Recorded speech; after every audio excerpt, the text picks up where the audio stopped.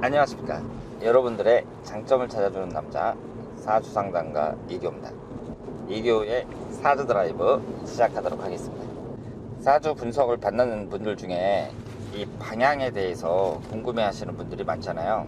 내가 이사를 간다거나 아니면은 뭐 사무실, 직장을 옮기는데 내 사주에는 서쪽이 맞는데 동쪽으로 이사를 가는데 이렇게 해도 되겠느냐, 아니면은 동남쪽이 좋다고 했는데 나는 동북쪽이다, 그러면 이것이 자꾸 마음에 걸리는데 어떻게 했으면 좋겠느냐, 이렇게 물어보시는 분들이 많습니다. 사주 분석을 받을 때에는 제가 명료하게 얘기를 해야 되잖아요. 그래서 당신은 동쪽이 좋다, 북쪽이 좋다, 이렇게 얘기를 하고, 색깔을 봤을 때에는 뭐 노란색이 안 좋다, 빨간색이 안 좋다, 이런 식으로 말씀을 드리는데요. 여러분들이 한 가지 꼭 알고 계셔야 될 게 있어요. 제가 동쪽이 좋다, 북쪽이 좋다, 혹은 어떤 색깔이 좋다, 이런 걸 얘기를 했을 때 우리가 이런 생각을 할 수 있잖아요. 사람들마다 사주가 전부 다 달라요. 그래서 어떤 분들은 오행이 아주 치우쳐져 있고 어떤 분들은 오행이 아주 골고루 이렇게 되신 분들이 있거든요. 그런데 오행이 치우쳐져 있는 분들, 이런 분들이 그 사주가 더 잘 맞습니다. 오행이 골고루 되어 있는 분들은요, 사주가 좋다는 얘기잖아요. 이런 분들은 사주 자체가 그렇게 굴곡이 별로 없어요. 동쪽이 좋다, 이렇게 말씀을 드리면, 사주가 안 좋은 분들, 이런 분들은 될 수 있으면 자기가 동쪽에 가서 사는 게 좋습니다. 진짜로 동쪽이 좋아요. 그런데 오행이 골고루 되어 있는 분들은 동쪽이 좋다는 것이 좋기는 좋은데, 그러니까 사주로 봤을 때에는 동쪽이 좋은 게 맞는데 실제로는 워낙 오행이 균형된 분들이니까 크게 문제가 없다는 거죠. 그래서 제가 동쪽이 좋다고 했습니다만은 내 필요에 의해서 뭐 북쪽이나 남쪽이나 서쪽에 가서 살 수도 있는 거예요. 그래서 오행이 균형된 사람들과 오행이 좀 치중되어 있는 사람들, 이런 분들은 좀 다르다는 거, 이 점을 말씀을 드리겠습니다. 그래서 이 사주라는 것을 내가 어느 정도 내 생활에 적용해야 되느냐, 여기에 대해서 한번 생각을 해볼 수가 있는데요. 제가 이사를 가는 날짜가 예를 들어서 6월달이 가장 좋은 사주예요. 그런데 4월달에 이사를 꼭 가야 된단 말이에요. 4월달에 꼭 이사를 가야 돼요. 그러면 그 사람 사주를 딱 봤을 때 제가 말씀드린 것처럼 그 좋고 나쁨의 강도가 다 다르거든요. 대부분의 사람들은요, 그 필요가 우선입니다. 우선 6월달이 좋다고 하더라도 원래 4월달에 가게 돼 있었거든요. 그러면 뭐 2달을 연장한다든가 그래가지고 꼭 맞출 필요는 없다고 생각을 해요. 사람들마다 사주의 그 상태가 어떠냐, 거기에 따라서 적용되는 기운이 다르니까 여기에 대해서는 이제 개인마다 상담을 해야겠지만, 대체적으로 봤을 때에는 사람들이 운보다는 필요가 우선이다, 이렇게 봐야죠.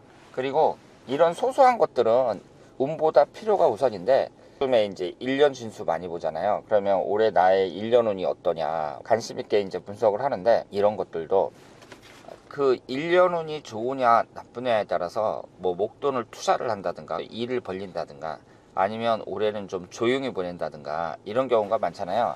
그것은 운의 적용이 크다고 봐야 돼요. 제가 지금 말씀드린 직장을 어느 방향으로 가야 되느냐, 색깔은 뭐가 좋느냐, 이런 소소한 것들은 그다지 그렇게 중요한 게 아니에요. 또 사주마다 다르지만 그다지 중요한 게 아닌데, 만약에 1년 운을 봤을 때 내가 1년 운이 아주 안 좋잖아요. 그랬을 경우에는 뭐 일을 벌리는 건 바람직하지 않죠. 그래서 요즘같이 또 코로나도 끝나지 않았고 경기도 어려운데 대출을 받아가지고 뭐 일을 시작한다든가 이런 것은 바람직하지 않습니다. 운을 적용하는 것도 그 사람 사주에 따라 다르고 상황에 따라 다르다, 이렇게 말씀을 드리겠습니다. 결국은 나에 대해서 좀 자세히 알고 싶다면 1대1 상담을 받는 수밖에 없죠. 여러분들이 그 유튜브로 이렇게 항상 보시고 그러지만, 일단은 모든 중요한 것은 1대1 상담을 받는 것이 바람직하다, 이렇게 말씀을 드릴 수 있습니다. 낙원상가에 갔다 왔는데요. 이 낙원상가에 가서 마이크를 구입을 했습니다. 그런데 저는 이렇게 직접 녹화를 해가지고 보내드리잖아요. 이것이 마이크도 잘 되다가 갑자기 막 소음이 나고 그런 경우가 많이 있습니다. 그럴 경우에는 사람들이 그 방법을 모르니까 힘들어하죠. 오늘 낙원상가에 갔다 왔는데 이 사주 상담도 그렇고 직접 사람을 만나가지고 상담하고 이런 거보다는 저처럼 이렇게 영상으로 제작해가지고 보내드리고 이런 것이 더 선진적인 방법이에요. 좋은 방법이고 분석을 받는 분들도 더 만족할 수 있죠. 왜냐하면 영상을 받았으니까 반복해서 들을 수 있잖아요. 멀리 찾아갈 필요도 없이 그냥 카톡으로 그냥 보내주면 되니까 더 편리하단 말이에요. 근데 제가 생각하는 것은 컴퓨터라든가 영상 장비라든가 이런 것을 많이 만져봐야 돼요.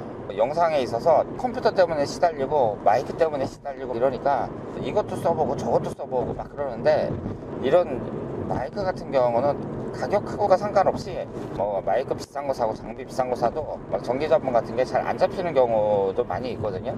그리고 이 컴퓨터라는 것도 사람이 많이 만져봐야 되고, 파워포인트 있잖아요. 파워포인트라든가 아니면은 동영상 편집하는 거라든가 실력만 있으면 영상을 얼마든지 깔끔하게 만들 수 있거든요.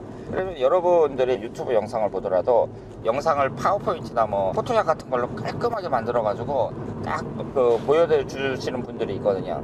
아무래도 유튜브 영상이라는 것이 그 깔끔한 영상, 이런 것에 눈에 가게 되었습니다. 제 생각에는 앞으로 영상 시대예요. 사주 분석을 하는 분들도 이런 뭐 동영상 편집이라든가 뭐 프리미어 프로 이런 걸로 많이 하거든요.